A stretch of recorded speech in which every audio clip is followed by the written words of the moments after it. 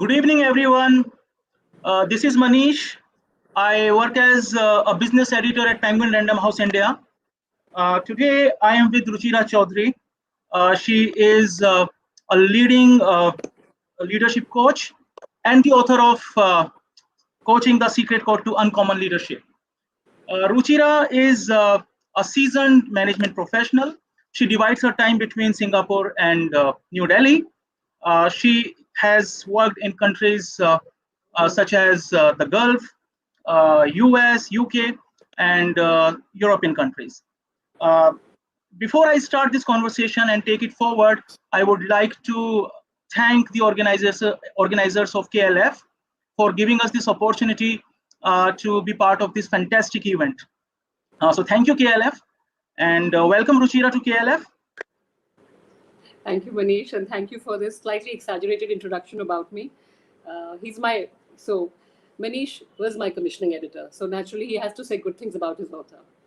But thank you again for this No. fantastic introduction, and thank you for being such a fantastic partner as we've coached our way to produce, I think, a great book, Coaching the Secret Code to Uncommon Leadership. Yes, Thank you to the absolutely. I organizers, also have a and copy thank with you- me. And thank you to Penguin Random House for this opportunity. Thank you, Ruchira. In fact, it was a wonderful experience working with you. And in fact, I would say reading and editing this book left me enriched. So I am, I think, a much more educated person now. So yeah, so Ruchira, tell me about your journey, because I know for sure that you were not interested in coaching, and coaching was not obviously your first preference as a career.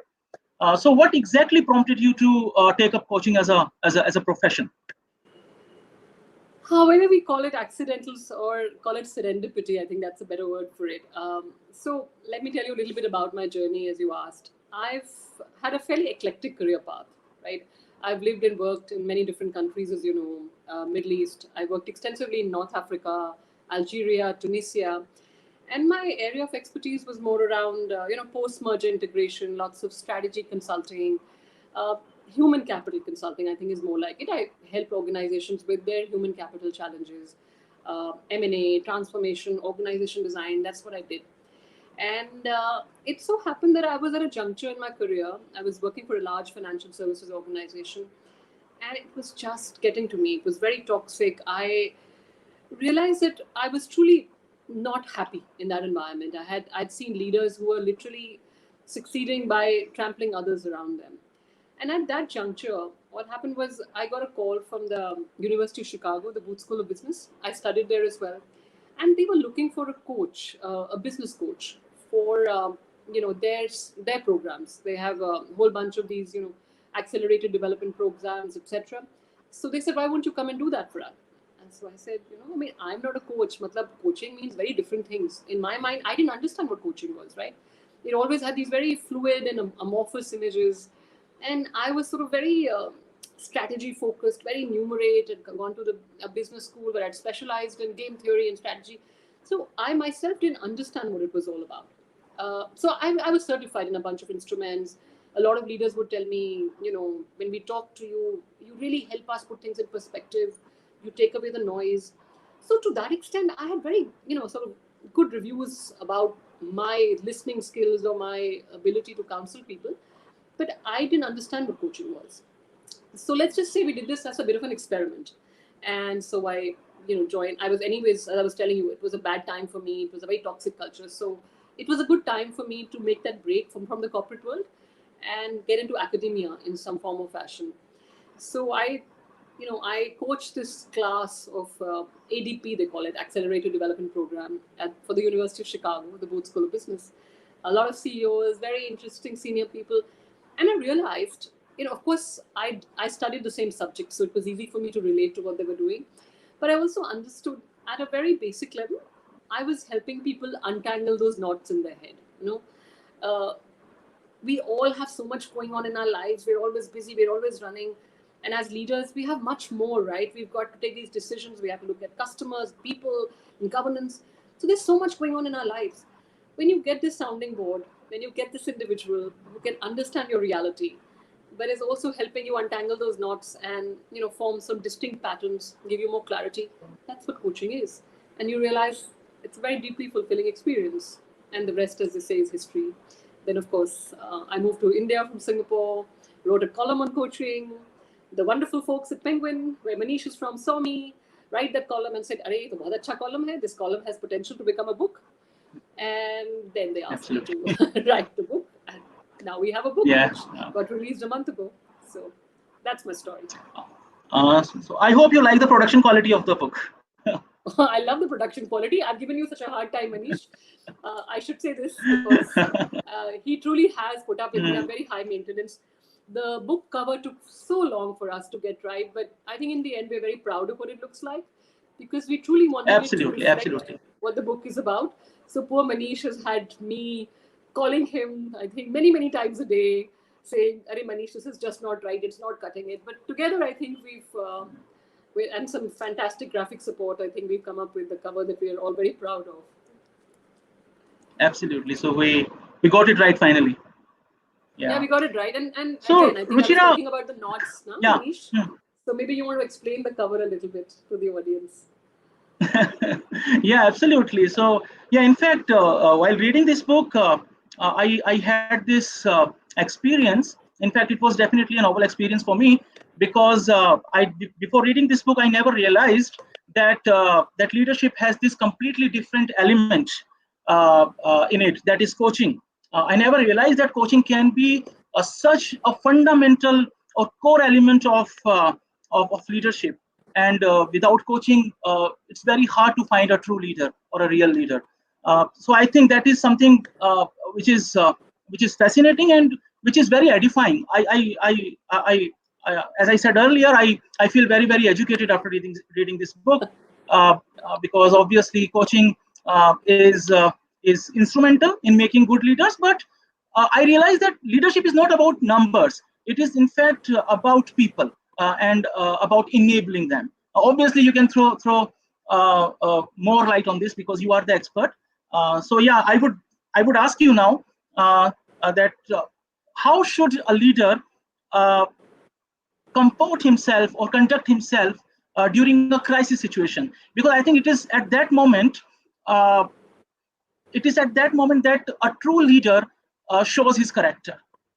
So what exactly are the elements that should be part of that character of that leader? And actually, Manish, it's a very relevant question also, because while it seems like the end is close, we're still in the throes of a huge crisis, right?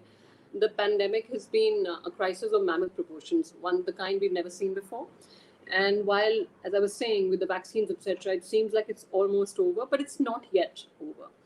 And one of the interesting things, or I guess a blessing, with the book getting delayed because of the pandemic and your printing presses being shut, we got the opportunity to actually make it a little more relevant to today. So we added an afterword which said coaching in times of corona. And we also re-looked at some of the chapters where we talked about crisis coaching. So crisis coaching or crisis leadership really is, I guess it's never been more relevant than it is today. And what does that really mean from a leader's perspective, right? It's about, to me, many things, but let's just distill it to 3 or 4 key things. One is just given our lives and given that we're not all in the same boat, right? It's a huge storm, I get that. So we're all in the same storm, but some of us have speedboats and some of us have, these nows or these dingies. What I mean by that is our life situation is not the same.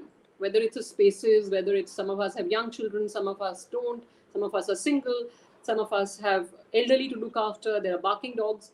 And at a time like this, it takes a real leader, a true leader, to appreciate the fact that you have to be empathetic. You have to be empathetic and you have to understand everybody's life situation. And coaching doesn't mean to let people slack off, but you do cut them some slack, right? You have to find that distinction. The other thing we find out in surveys after surveys, employees will say, my boss is always breathing down my neck. They want to, my personal and my professional life is colliding. I have no time for myself. They don't trust me.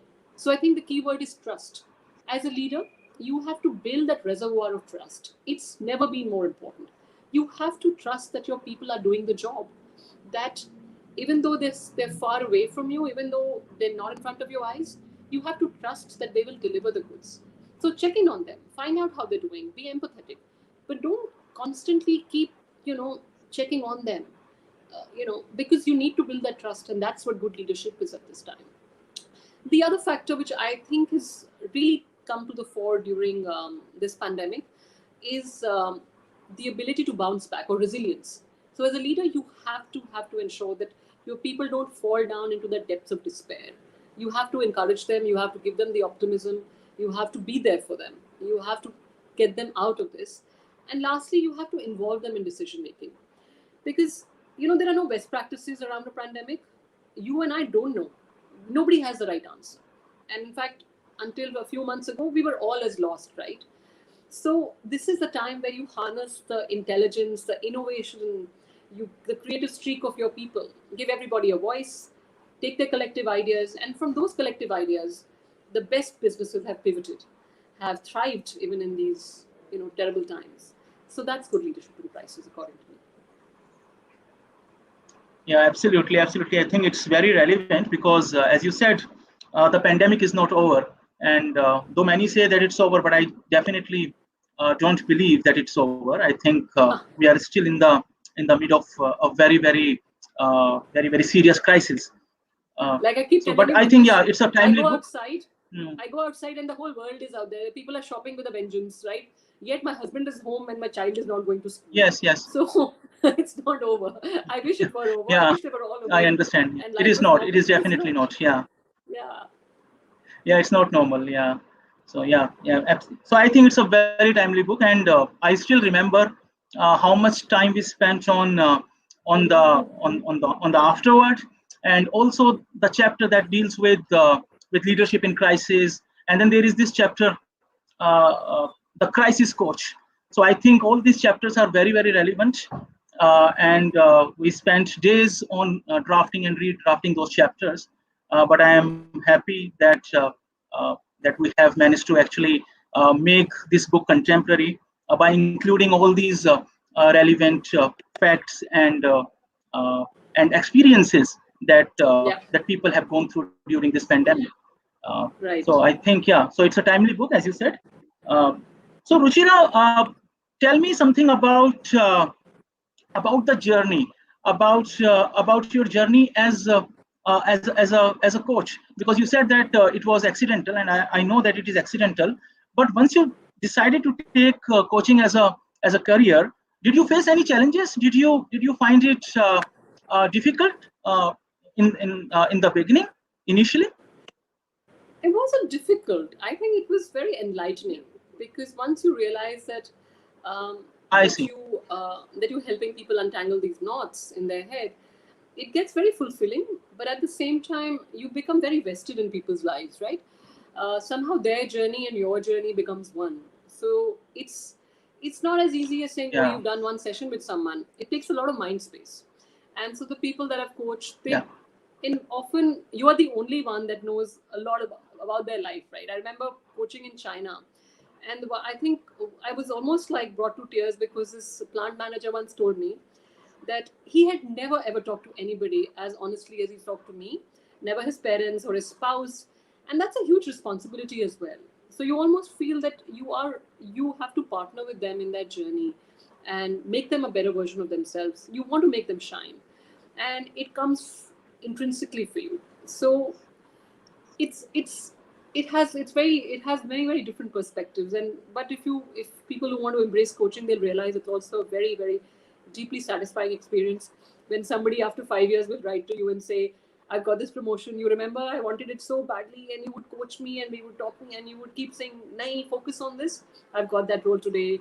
Or it wasn't always about jobs, it was personal aspirations. And when people write to you, you feel like, okay, I've actually made a difference. And yes, that journey that started in, I think, 2012, not too long back, continues today. And each time is different, depending on who you're coaching, the level, the culture, the geography. It brings its own element of surprise and fulfillment. yeah. In fact, I would say that there are so many books available in the market on leadership and coaching, but this one is different. And I think it's different because you have captured all those experiences of yours in this book, and I think that makes all the difference. And in particular, I would like to emphasize that this book talks about the intersection between coaching and leadership, which is something I think was missing, and hardly was there any book on this area. Yeah. So I think this book definitely fills in that gap. So I really like it that way, because it touches upon a very unique aspect of leadership.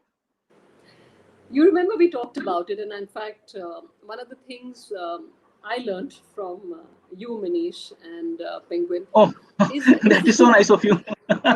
there are many more things I learned from you, but I'll save it for another time. Oh, But thanks. because we don't know as authors, right? We have a lot of knowledge in our head, and that knowledge has to pour out. But the ability to take away that jargon, right? The ability to make it accessible to everybody, the ability to write a nice, interesting, breezy read. And this book is full of analogies, right? We wanted to make it interesting. We wanted it to be, as someone used the word, infotainment. They told me it should be the kind of book that when you go to an airport, you pick it up and you want to enjoy reading it on a flight, not an academic journal full of models that is too heavy and profound, right? Otherwise, it just lies on your bookshelf. So it was a book for everybody, and we filled in with lots of performing arts and examples, and cricket. That's Manish's favorite bit, I think, because he's such a Yeah, die-hard absolutely. cricket fan. So I'll leave you to Absolutely. tell. Yeah. Yeah. So in fact, I would say that I really like the way you have interwoven these anecdotes, these real life case studies in the book. I think that has made the book relatable, and the narrative is very easy. It's a breezy read. So I really love that fact, and yeah, obviously, in particular, I like the cricket bit a lot, because obviously I love watching cricket, and it's my favorite sport. So I really love that bit where you discuss how Dhoni made all the difference. He was not a great batsman, but he was definitely a great leader. He still is a great leader because he's still playing for the IPL. So I think I really love that portion. Would you like to give me a little bit of your thought on that, as to why you Yeah, decided to take up Dhoni instead of any other cricketer? I guess with whether it's Dhoni or some of the other cricketing captains we talked about, I think the point we were trying to make was that often we mistake stellar performance for stellar leadership, right? The best in the business, the people who are fantastic performers, right? They don't always make the most fantastic leaders. And cricket is a perfect example. If you look at the annals of history, you will realize some of the best captains that we've had have been naturally great players because they were in the team, but they weren't perhaps the best. And they were those that, so, and the reason that is, we just assume that a fantastic performer or a stellar performer will morph into this stellar captain. And we never feel the need to coach them, to nurture them, to give them the skills that is leadership. And what is leadership? It's also about taking people along in the journey. It's about understanding the capability gap. It's about realizing that you have to lift the morale, you have to constantly do the right things to take your people with you. Now, Sachin, who is perhaps the finest batsman we've ever seen in the history of cricket, right? Let's use him, and we talked Right. about him extensively.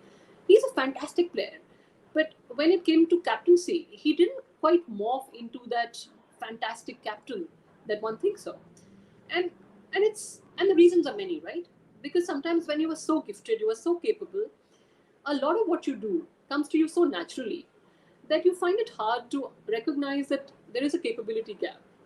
You something that comes to you so naturally and someone else has to work very hard at it, you can't recognize it and you can't really help them out. And a lot of times, people don't want to lead. They're very happy just delivering. They're happy being individual contributors. They're happy not having teams report to them. That's where the joy comes in for them. But we put this burden of leadership on people. We say, nahi, you are so good, fantastic. You have to be the captain. You have to be the next leader. You have to be the next team leader. We never really stop to ask, A, do they really want that job? Do they enjoy leading people? And have we given them the skills and have we nurtured them enough to actually lead others? And that's where we talked about cricket.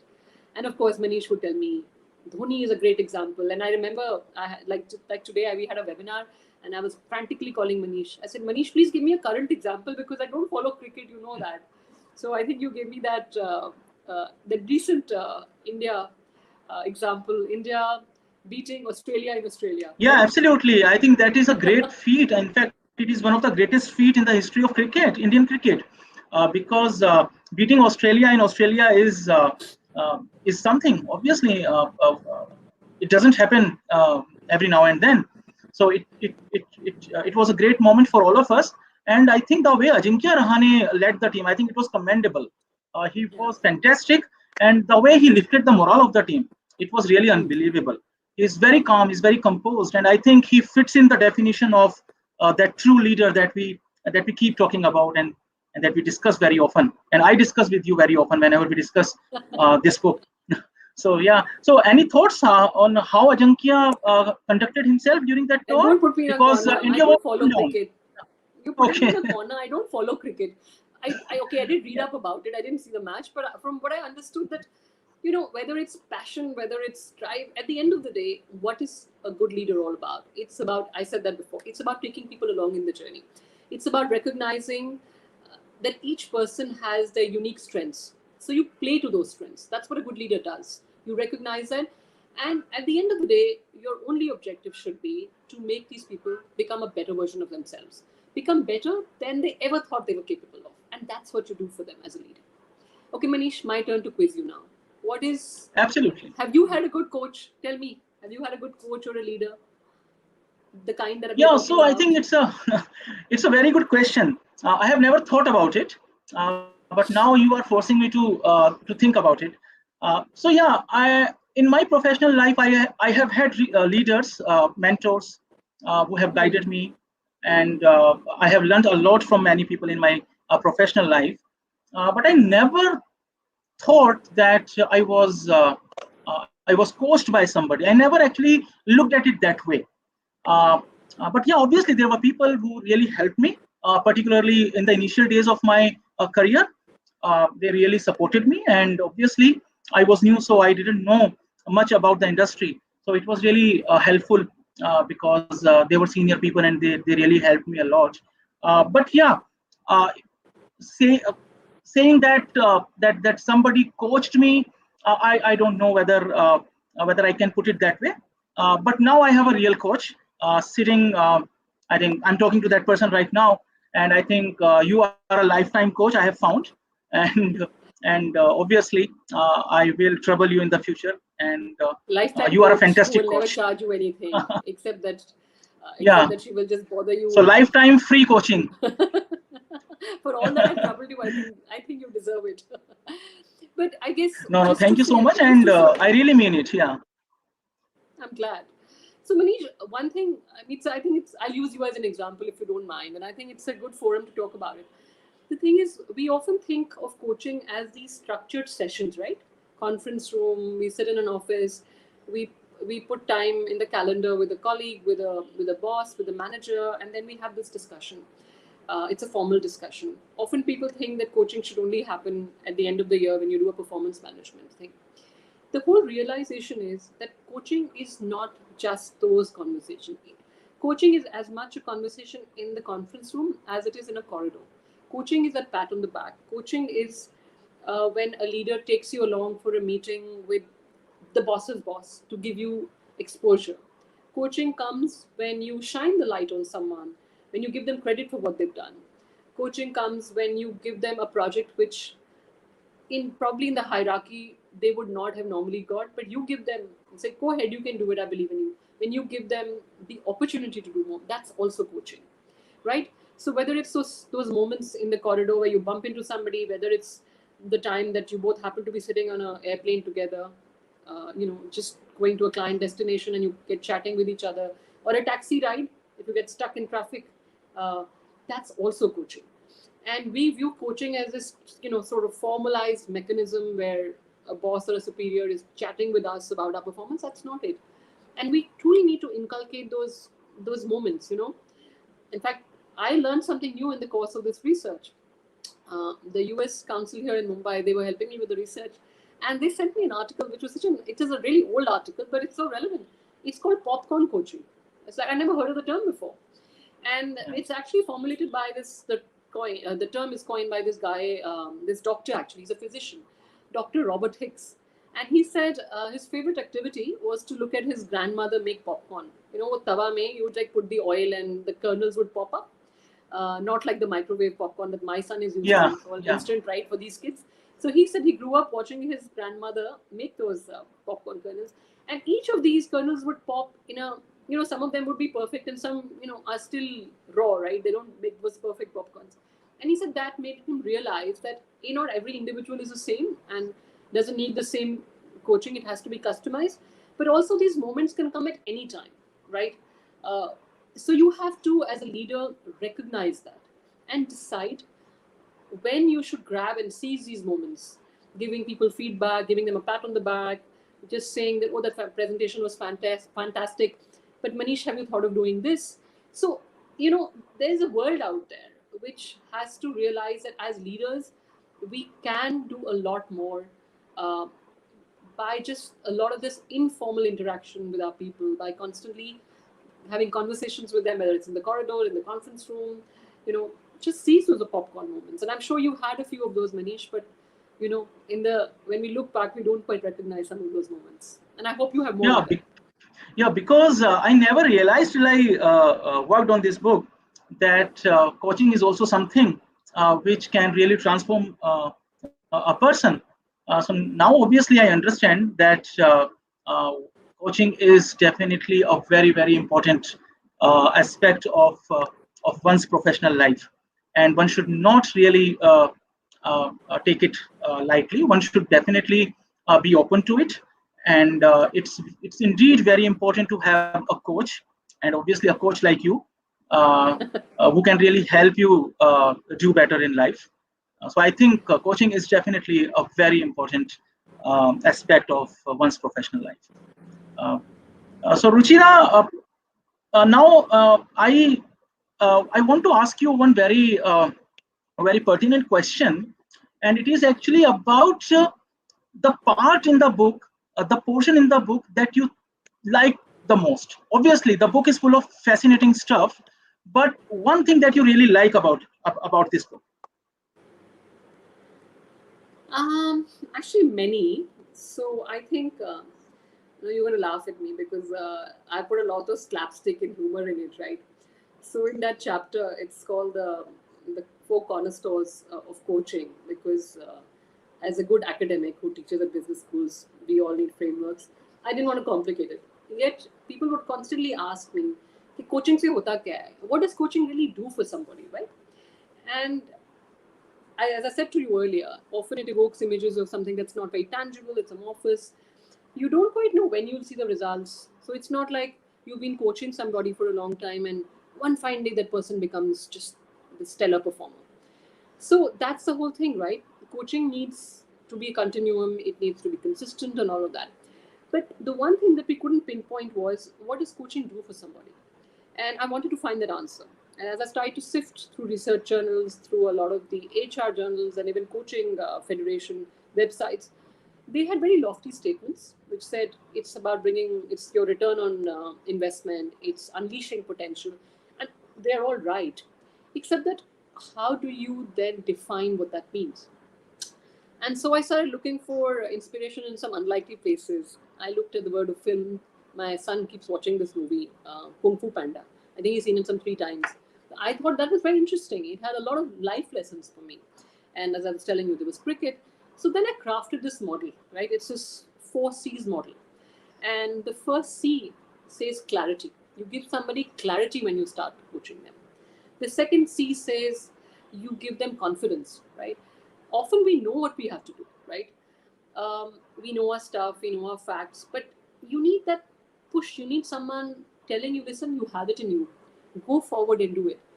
And many of us, you will realize, will flourish when we have that non-judgmental person helping us with that confidence. The third C is about capability, and capability comes in many ways. It's about innovation, it's about unleashing it's about following a career trajectory that's never straight line, encouraging people that it's okay that if Manish wants to one fine day quit Penguin and become, I don't know, a movie star, I'm just joking, Manish. If you wanted to, a good coach would sit with you and say, okay, why do you want to do it? And help you through that process, right? And of course, the last bit is consciousness. We talk a lot about self awareness. So, when I was sort of writing all these examples, and some of these are very funny examples, some of these are literally, not your standard academic examples, including one where we talked about a lookalike of Milkha Singh. A lot of people have written to me saying it was so funny. They just laughed their head off reading it, but that's what I wanted. I wanted you to understand what coaching would do for you, and it doesn't need to come through a serious or an academic way. It has to be. It has to be real. It has to be interesting. It has to be something you want to read again and again. And so, the 4C's chapter is my favorite chapter. Absolutely, absolutely. In fact, this book is not theoretical at all. In fact, you have made it so relatable, and you have made it very easy for everyone to understand what exactly leadership and coaching is. So I think this is a very easy read, and it's not academic at all. So I think many people will be interested in reading this book. And as I can see, the link is there on our screens, and those who are interested can obviously order a copy by clicking on Amazon. It's for everyone. It's for everyone. So I seriously believe that everyone should read this book, because this is not just about those who are leaders, but also for those who aspire to be leaders, and even managers will be benefited greatly by this book. Uh, Everyone should read it, Yeah. and even for personal growth, I think it is very important. And that actually brings me to the point. This personal growth thing brings me to the point that you have talked about Microsoft in the book, and there you have discussed how Microsoft uh, concentrates heavily on building a growth mindset. Yeah. So, can you please tell me a little bit about that model that Microsoft follows internally? Yeah, so I really liked what I read, because a lot of the inspiration has come from Satya Nadella's book Hit Refresh, and it's one of my favorite books. And that talks about the culture that Satya Nadella tried to create so consciously in the organization. In fact, the chapter on culture will start by saying the C in the CEO stands for culture. So it talks about how when he inherited a completely siloed and political and broken Microsoft, he had a very tough, clearly a tough job on his hands. And it talks about how he consciously tried to inculcate what he calls a growth mindset. It's a term that's been coined by a very Carol Dweck. She's a very well known psychologist, and basically it says the ability to move forward. That nothing is static. That nothing is fixed. The trouble is often when we are very experienced or we are experts at something, our mind just becomes very stagnant. I mean, we believe that this is it and no more. But the ability to constantly learn more and believe that you can constantly imbibe more and grow more is what a growth mindset is. And he said that's what he wanted everybody at Microsoft to inculcate, and they consciously work towards it. So, you know, as you read in the book, and I'm sure people who will read it have read it. I got into I got very interested in Microsoft because I have a lot of classmates from my business school. They work at Microsoft, and in particular, I have a very close friend who's in Dubai. And when I was there, she said you have to use us as a case study. Very proud Microsoft employee, and she was right. So I started interviewing a lot of their leaders. I met their global head of HR. I met the senior leaders, and they all echo the same thing. They have a very fascinating model, which has cascaded down, and the story of how Satya Nadella's rebuilt this organization is fascinating. So I used that, and I also wanted to use another case study. So what we did was we used an organization that is a gold standard in coaching, and we also talked about an organization that is just the opposite, where there was a complete vacuum of any kind of coaching or enablement. We found something from the past, but I think a lot of people know about it, Enron. So that chapter is really an interesting contrast between these two organizations, and clearly what Microsoft did right and what Enron did so wrong in the erstwhile scenario, and that's why it went up in flames. Whereas Microsoft continues to shine brighter every day. These are wonderful case studies. In fact, these are comparative, and one can really understand the difference between the two seemingly opposite, different, in fact, organizations. I think these are wonderful case studies. Absolutely. So, Ruchira, Manish, which is your favorite part in the book? You didn't tell me that. You keep quizzing me now. Okay, okay. Yeah, so I really loved the portion, obviously, apart from the cricket portion that you have captured in the book. I really love the portion where you talk about how a leader should uh, coach his team members during a crisis situation. I think I really loved that chapter, and also the afterword, which actually talks about the problems that we are facing and how a leader must really help her team members during this crisis time. So I think these are the things, these are the parts I really loved reading, and I think in particular leadership during a crisis was my favorite, is my favorite, in fact. Okay, I'm glad. The thing is, Manish is such Yeah. a, I don't know, good editor. I was actually very shocked because when I was first, this is, I guess, to the listeners, when I was first commissioned the book, I was told submit something around 70,000 to 80,000 words. Anyways, Penguin will chop away 20, 30,000 words. So we'll be down to about 50, 60,000. And when I give Manish my chapters, I think we were already at 80 or 90,000, he doesn't chop very much. And then we add in afterwards. So it's like a lakh of words. And I'm saying, Manish, are you sure? He said, no, I'm very sure. So I have to admit, Manish, I had my moments when I said, are you sure we can have such a thick book? But, well, it's in print now. So I hope you're happy with it. Yeah, absolutely.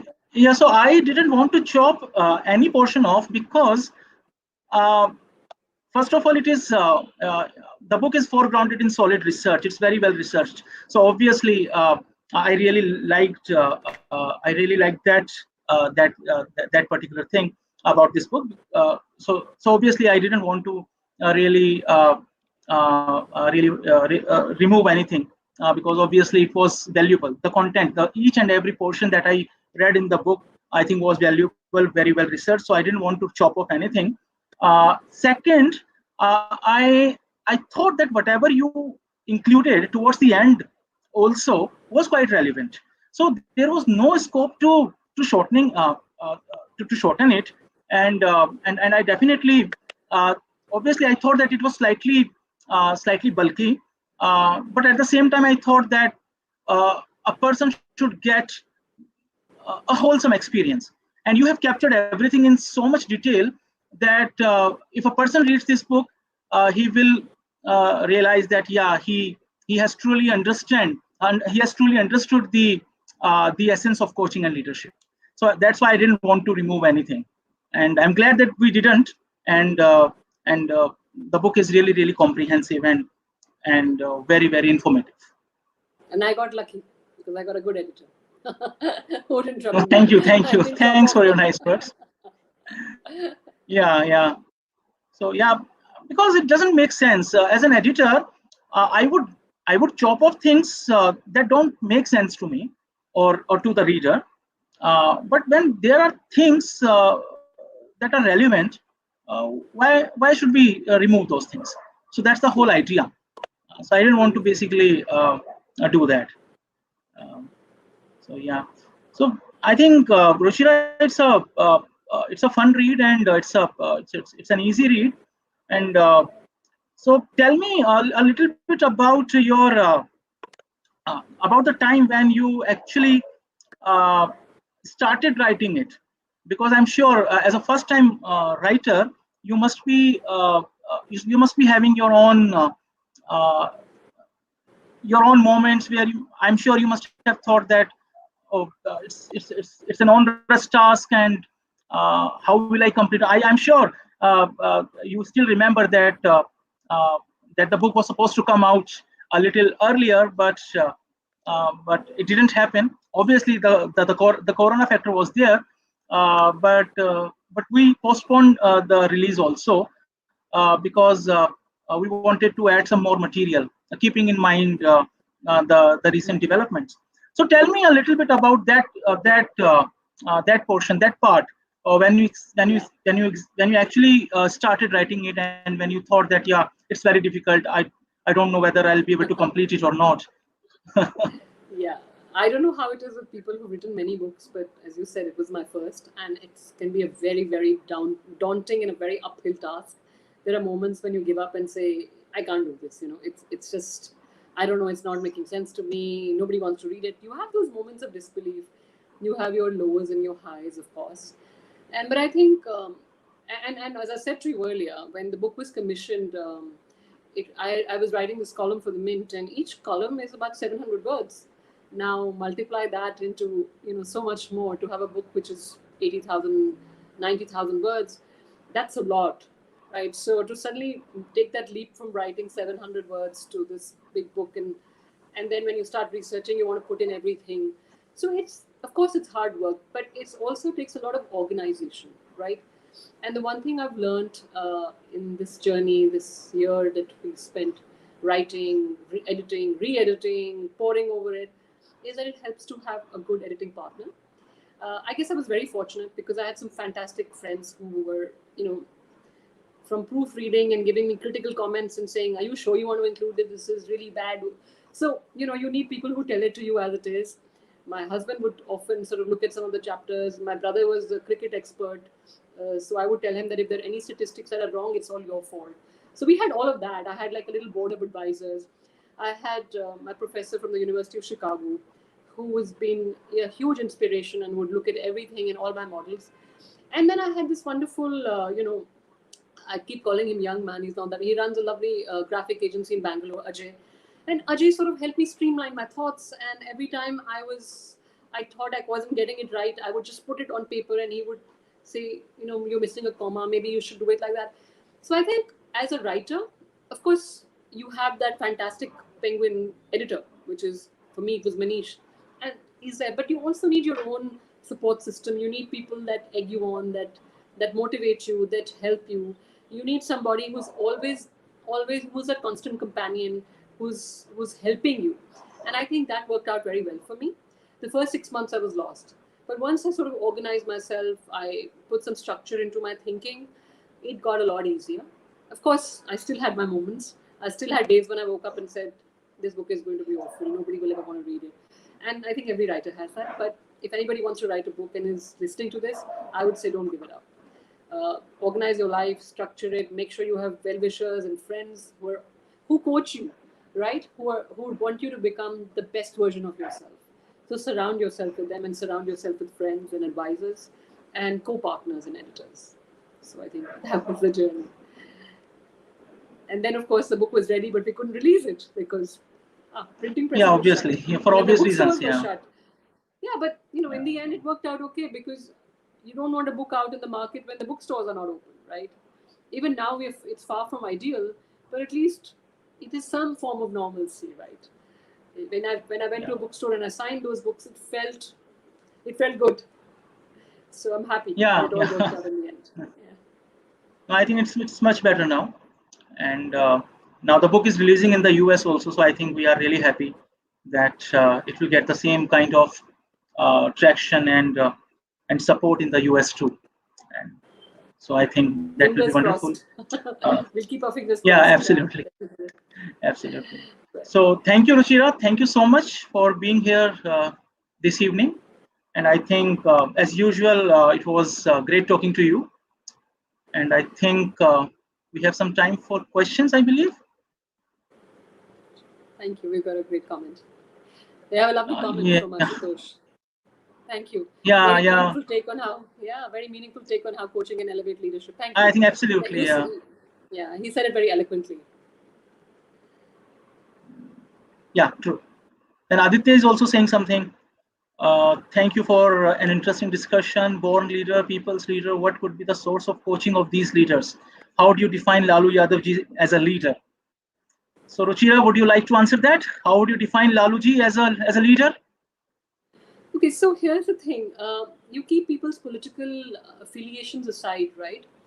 Uh, the sign of a good leader is, of course, you draw crowds. You have people who buy into your thinking, and there are great leaders. Trump had his fantastic following, right? So does Modi ji. This is not about political beliefs. The essence of what we're saying is a leader needs to take people along in the journey. A leader needs to elevate others. I am not privy to Lalu Prasad Yadav ji's whether he's actually built other leaders. If he has built other leaders, if he's empowered other people to take on, if he has built successors, then absolutely. But to me, the greatest gift a leader gives is not in the corporate world or otherwise. It's not just achievement of targets, right? It's how many more leaders you create. Mahatma Gandhi said it, others say it. So use that criteria and map him against that, and you'll find that answer yourself.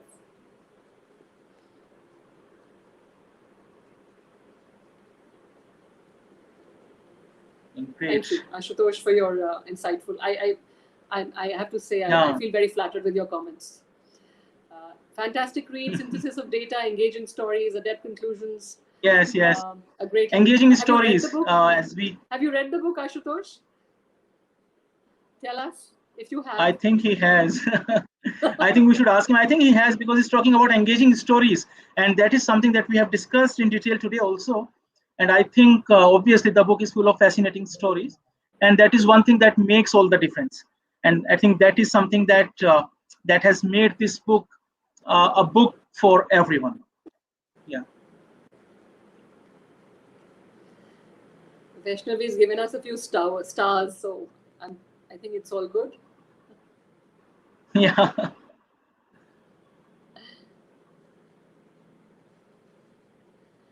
One thing I would say as we wait for more questions is, when we started to write the book, the brief was for managers or aspiring managers. But honestly, when I started really crystallizing the thought behind the book, this is not a book for just somebody who's in the corporate world, not just somebody who has a team reporting into him or someone who's going to become a manager. So it's a book for anybody. You could be a teacher, you could be a restaurant manager, you could be a freelancer, you could be starting out your own venture. At the heart of this is the ability to enable and empower others. It could be a colleague, right? It's the ability, it's really about saying the message is very clear. When you shine the light on others, you shine brighter. So keep doing that. Keep going higher, keep shining brighter. And when you do that, shine that light on others. Okay. And Ashutosh telling us he's read the book. He says yes and yes. Thank you and thank you. Yeah, absolutely. This is not just for leaders. As I said earlier, the book is for, I think it's for everyone. Every corporate professional must read. Thank you, Thank you, Ashutosh. Thanks.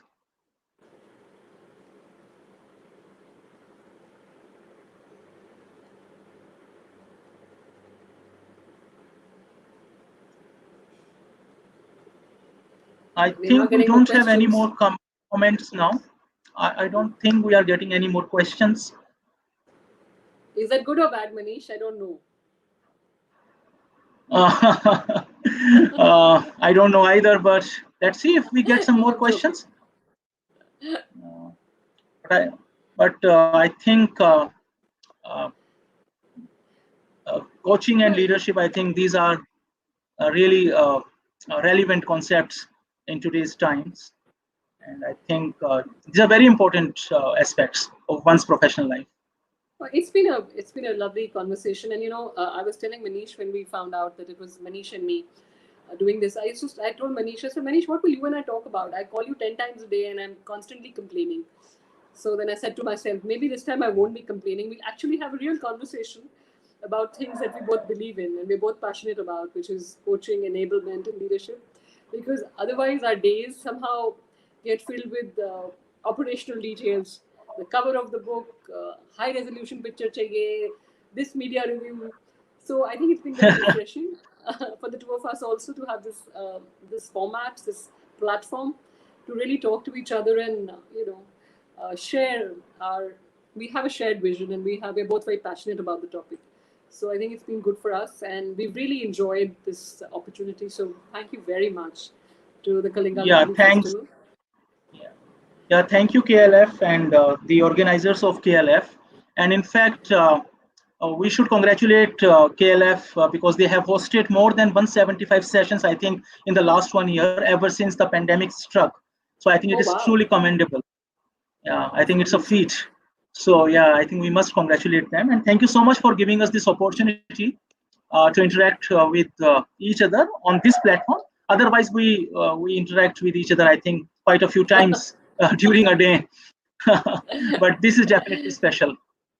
It's very So yeah, special, and thank thank you. you again. Yeah, Thank you for being a special audience. It was lovely. thank you. Thank Bye. you. Bye, Sue. Bye. Thanks. Bye.